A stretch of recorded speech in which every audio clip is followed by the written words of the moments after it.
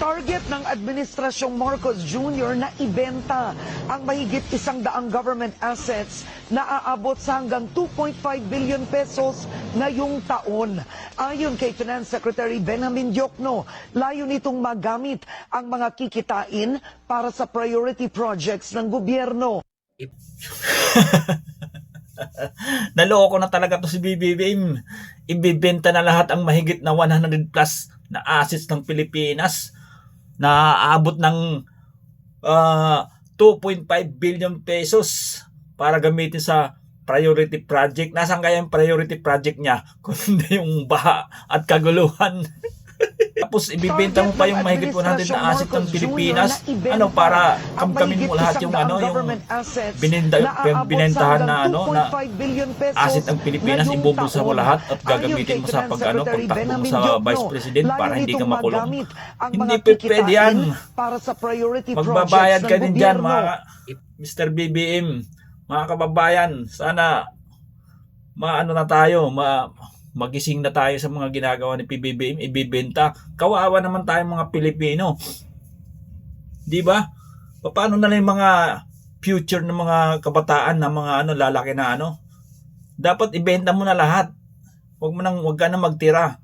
Ibenta mo na sa lahat para maging US citizen na yung o kaya kung saan mo gusto.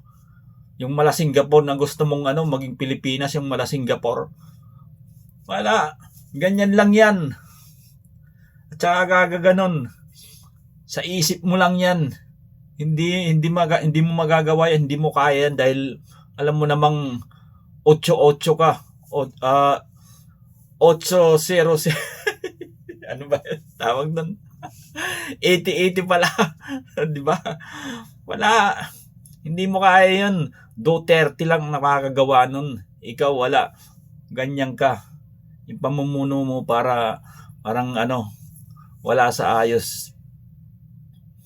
Talaga naman kawawa yung mga Pilipino. Hindi ka na dapat talaga pagbigyan pa na bumalik sa pwesto kahit kailan, lahat ng mga Marcos. Talaga naman hindi ka talaga makagawa ng maayos.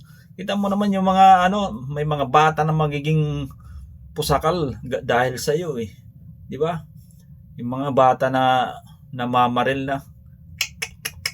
Hindi na, wala na sa ayos yung Pilipinas ngayon, Mr. PBBM. Talaga naman. Ganun ka na. Hindi ka po pwedeng ganun. Ganun ka. Okay? Buisit ka talaga.